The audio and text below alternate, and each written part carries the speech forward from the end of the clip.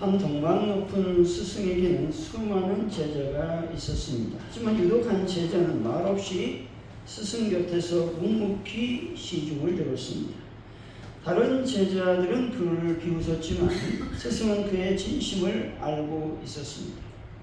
어느 날 스승이 먼 길을 떠나자 제자들은 각자 자신이 이룬 성과를 자랑했습니다. 하지만 묵묵한 제자는 스승의 짐을 들고 조용히 따라갈 뿐이었습니다.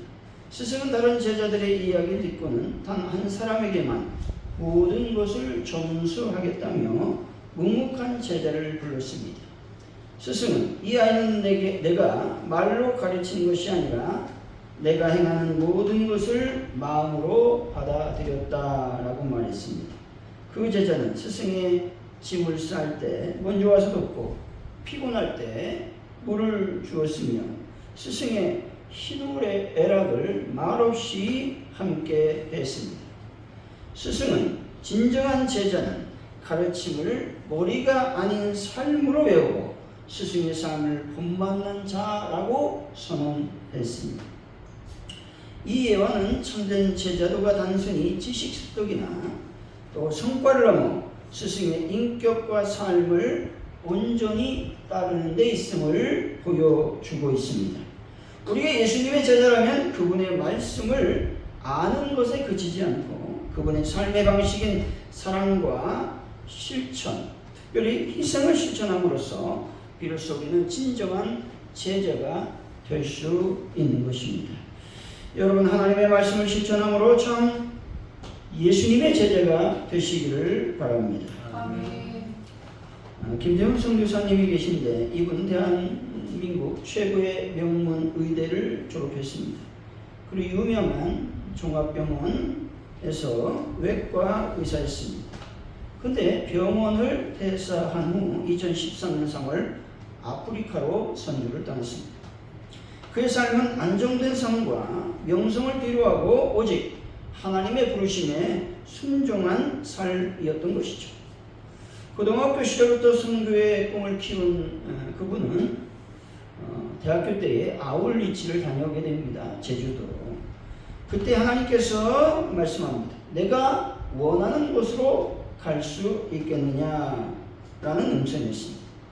그때 그는 예수님께서 함께 하신다면 나는 어디든지 가겠습니다 라고 응답했다는 것이죠. 퇴사 후 방글라데시 의료봉사 경험도 했습니다. 이 경험은 선교에 대한 확신을 굳히는 계기가 되었던 것이죠. 한국에는 의사가 많은데 후진국에는 의사 한 명이 귀하다라는 생각으로 그는 남수단 의료 선교사로 결심했습니다. 그러나 남수단 도착 후 말라리아에 걸리게 됩니다. 2달 넘게 고생을 하게 됩니다. 이후 내전을 피해서 에티오피아로 거처를 옮기게 됩니다.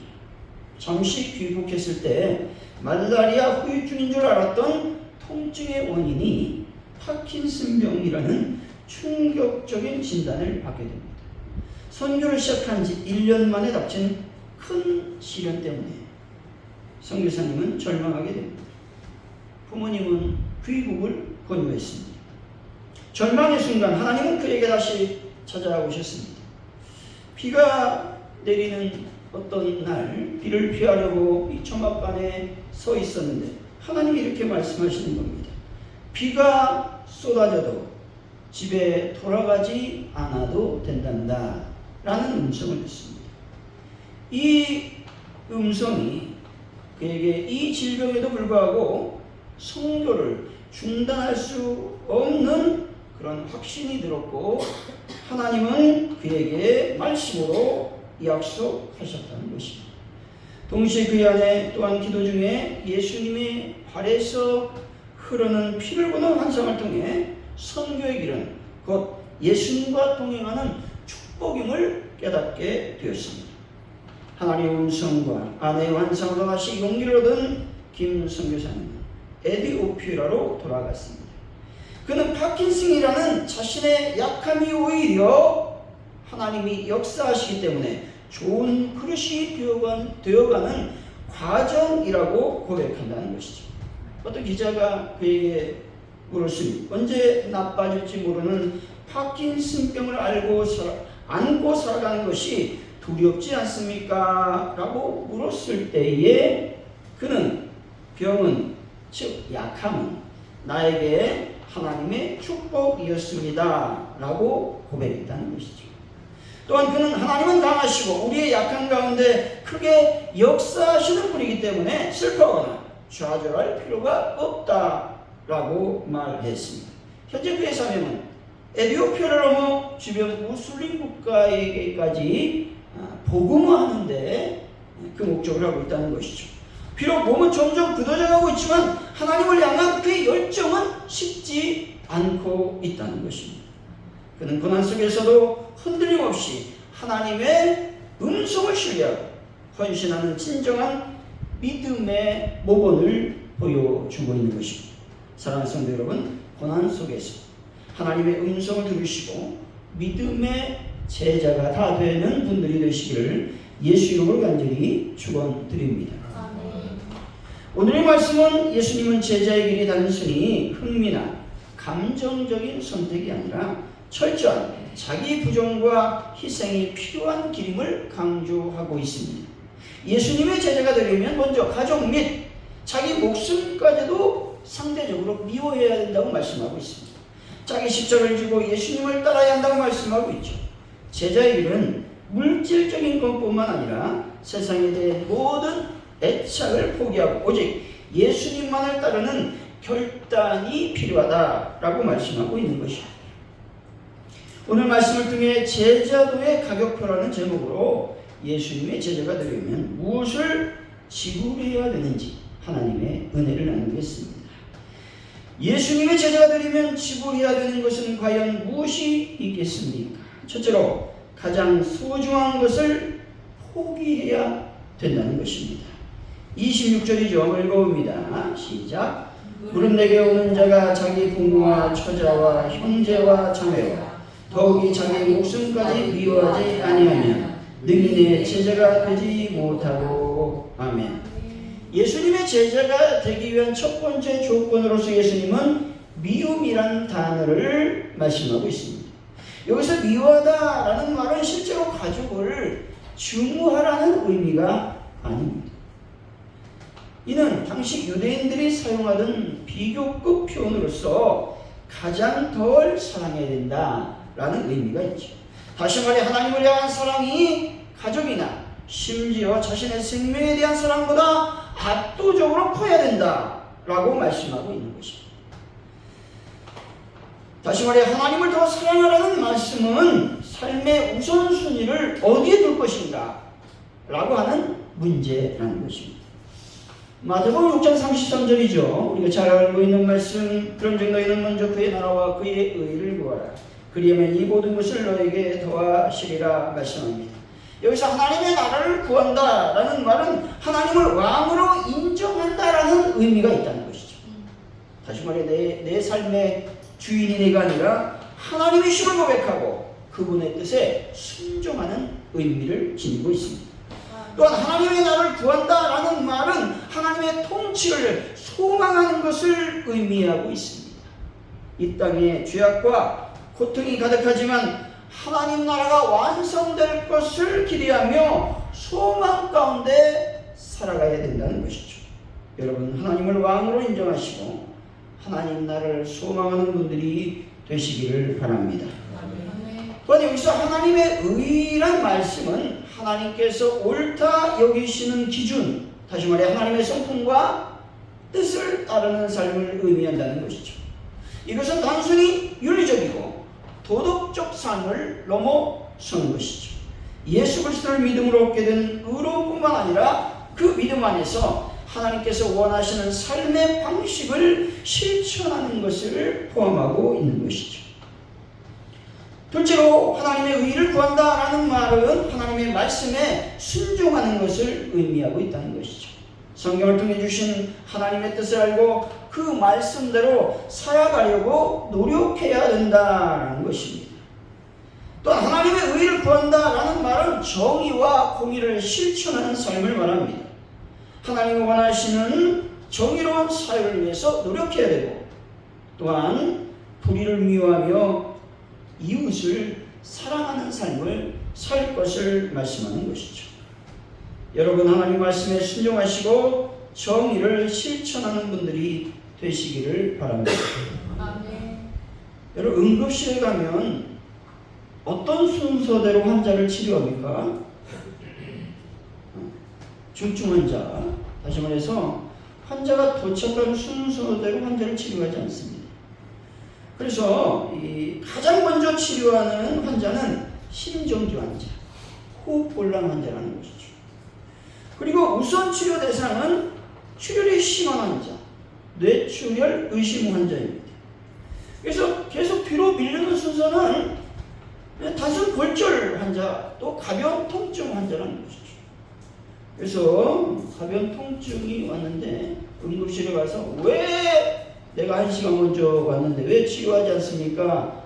이렇게 말하면 어떻게 원칙을 잘 모르는 환자라는 것이죠.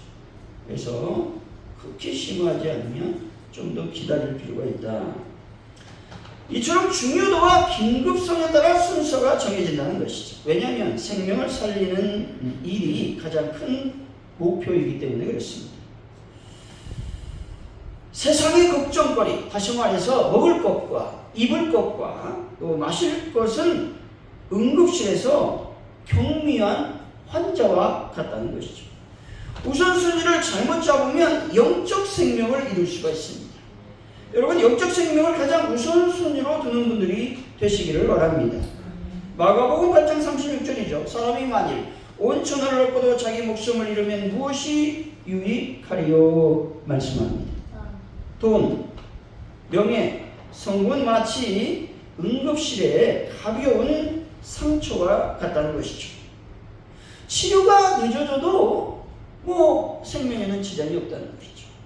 그러나 영혼은 생명과 같아서 놓치면 회복이 불가능하다라는 것이죠. 우리의 삶은 매일 응급실과 같습니다. 할 일은 많고 모든 것이 다급해 보이지만 무엇이 정말 생명을 살리는 일인지 분별해야 된다는 것이죠. 예배보다는 업무를, 기도보다는 NSN을, 가족과의 대화보다 유흥을 우선한다면 본질을 놓치는 것이죠. 반대로 하나님과의 관계를 먼저 세우면 다른 문제들은 저절로 차례대로 풀리게 되어 있습니다. 응급실에서는 죽어가는 환자를 먼저 살리는 것이 가장 큰 원칙이지. 마찬가지로 인생에서도 영혼의 생명과 하나님 나라를 먼저 붙드는 것이 참된 우선순위라는 것입니다. 사랑하는 성도 여러분, 영적 생명을 살리는 삶을 먼저 살아서 삶의 우선순위를 확실히 하여 하나님을 더 많이 사랑하는 분들이요, 참 예수님의 제자가 되시기를 예수 이름을 간절히 축원드립니다. 예수님의 제자가 되려면 지불해야 되는 것은 과연 무엇이 있겠습니까? 둘째로 모든 것을 내려놓는 용기가 있어야 합니다. 28절 한번 읽어보죠. 시작. 너희 중에 누가 많은 데를 세우고자 할진대 자기의 가진 것이 중궁하기까지에 족할진지 먼저 앉아 그 비용을 계산하지 아니하겠느냐. 아멘. 예수님은 망대를 짓는 사람의 비유에 대해서 말씀하고 있죠.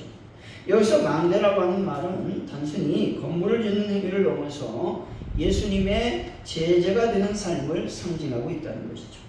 망대를 짓는 일은 큰 비용과 노력이 필요한 일이죠. 따라서 지혜로운 건축가는 공사를 시작하기 전에 반드시 모든 비용을 철저히 계산한다는 것이죠. 왜냐하면 기초만 쌓아놓고 완공하지 못하는 것은 스스로 조롱거리를 만드는 어리석은 행동이기 때문에 그렇습니다.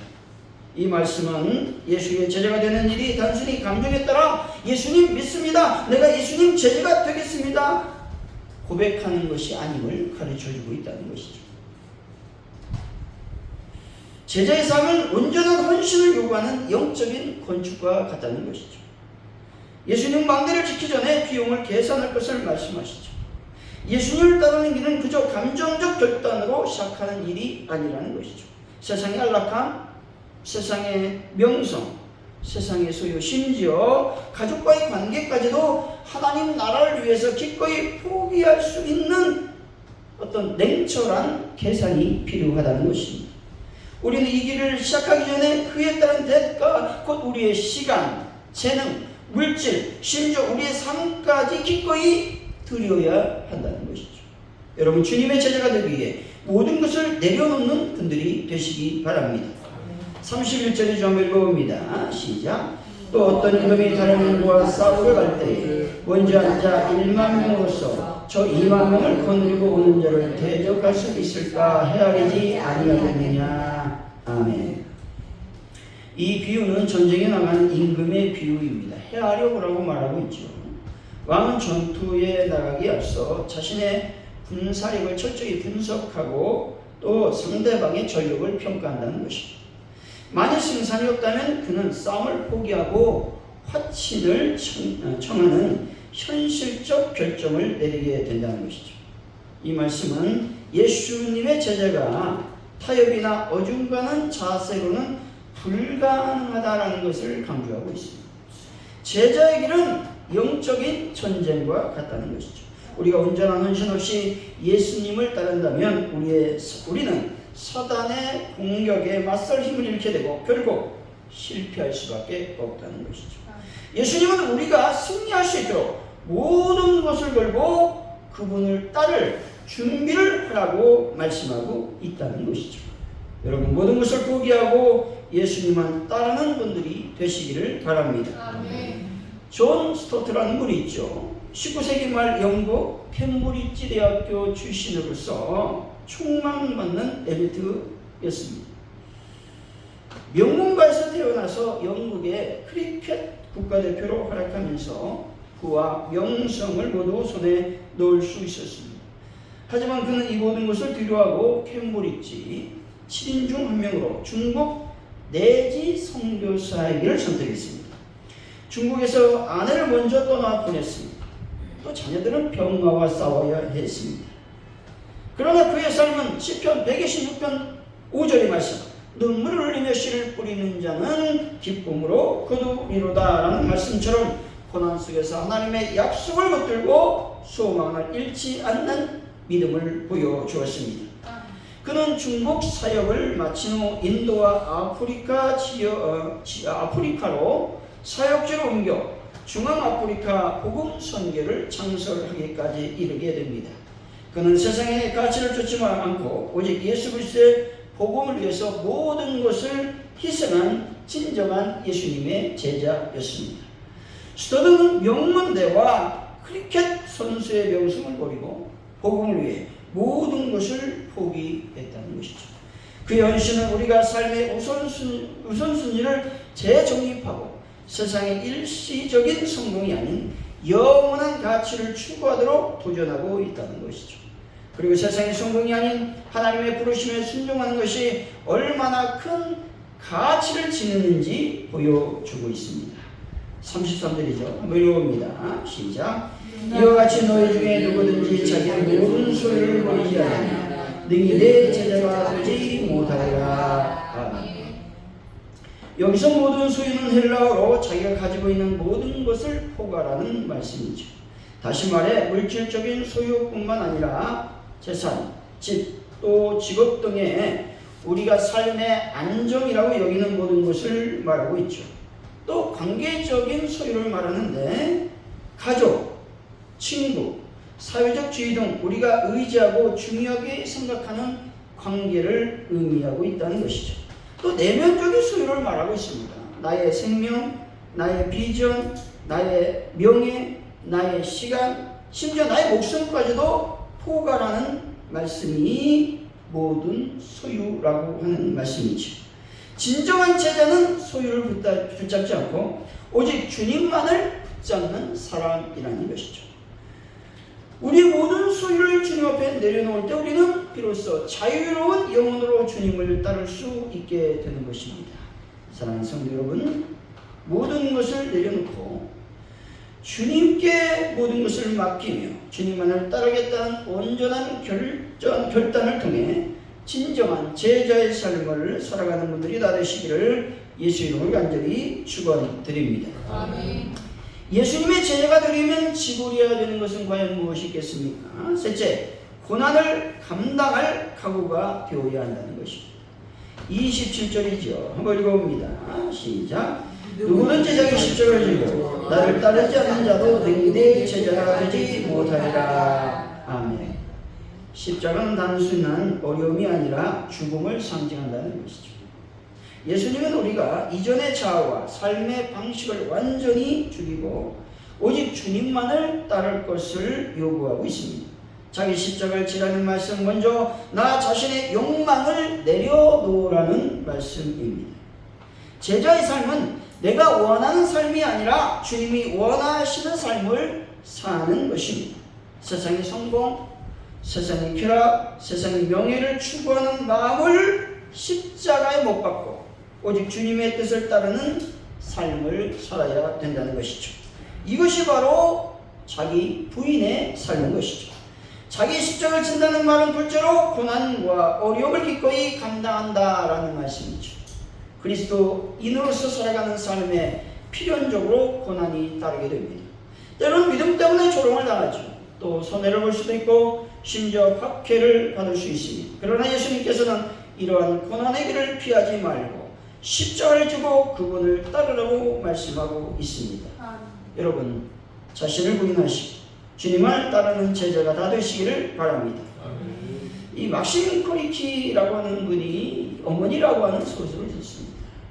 주인공은 파멜인데 어머니가 자신을 이해하지 못한다고 생각하여 오해하고 갈등을 겪게 됩니다. 그러나 그는 사회주의 운동을 위해 모든 것을 버리고 헌신합니다. 비록 소설의 인물이지만 그가 인형을 위해 자신의 안락함과 가족과의 관계를 포기했다는 것이죠. 이처럼 우리도 예수님을 위해 우리의 자아, 세상의 욕심, 그리고 모든 편안함을 기꺼이 내려놓아야 하는 것입니다. 예수님을 따르기로 결정하는 것은 나의 모든 것을 포기하고 오직 주님만을 위해 살겠다는 죽음 같은 결단이 필요하다는 것입니다. 어떤 형제가 고등학교 1학년 때 운동을 하다가 사고를 당해서 하반신 마비를 당하게 됩니다. 모든 삶을 포기하게 되겠죠. 어린 그 나이에. 그래서 1년 동안 병원에서 치료받았습니다. 겨우 이제 휠체어에 앉게 되는 그런 삶을 살게 되는데 이 어머니가 교회 권사님이시기 때문에 아이를 설득하죠. 믿음이 있었지만 시험이 드는 거죠. 그래서 설득해서 교회에 나가자. 그래서 이제 교회에 나와서 때마침 그 시간이 십자가에 대한 설교였습니다. 그때 이 형제가 이렇게 고백하죠. 건강했을 때 하고자 했던 것들이 장애를 입음과 동시에 포기할 수밖에 없었습니다. 그러나 말씀을 통해 다시금 비전을 발견하게 되었고 이제 하나님의 은혜로 사업도 하고 싶고 예배도 나오며 매일 감사하며 살겠습니다 라고 결단했다라는 것이죠. 자신의 십자가를 지려는 마음을 가질 때 우리 인생에 새로운 비전이 생기게 됨을 이야기하고 있다는 것이죠. 어떤 자매가 또한 십자가의 말씀을 들을 때에 이렇게 고백합니다. 취업을 준비하는데 하나님이 저를 어디로 인도하실지 고난이 어떻게 승리로 바뀔지가 무척 기대가 됩니다. 하나님의 계획 안에서 제게 주어진 십자가를 이제는 당당히 감당할 것입니다 라고 말했다는 것입니다. 여러분 자신의 십자가를 질 때 미래가 기대가 된다라는 것입니다. 십자가를 지는 것은 고통스럽습니다. 하지만 그것은 동시에 새로운 생명을 얻는 유일한 길이라는 것이죠. 우리가 십자가를 지고 예수님을 따를 때 우리 옛사람은 죽고 그리스도 안에서 새로운 피조물로 거듭날 수 있다는 것입니다. 결론적으로 예수의 제자가 되려면 가장 소중한 것을 내려놓아야 되고 또한 모든 것을 버릴 수 있는 용기가 있어야 합니다. 그리고 고난을 감당할 각오가 있어야 된다는 것입니다. 사랑하는 성도 여러분, 세상의 관계와 또 가치관을 내려놓고 자신의 십자가를 지심으로 예수님의 제자가 되는 길을 선택하는 귀한 분들이 되시기를 예수 이름으로 간절히 축원드립니다. 아멘. 기도합니다. 하나님 아버지 감사합니다. 오늘 귀한 말씀을 주셨사오니 우리가 예수님의 제자가 되는 결단을 먼저 하게 하여 주옵소서. 그래서 자신의 십자가를 지고 하나님께 나아가는 저희들이 되게 하여 주옵소서. 감사합니다. 예수님의 이름으로 기도하옵나이다. 아멘. 우리 일어나서 502장 찬양합니다.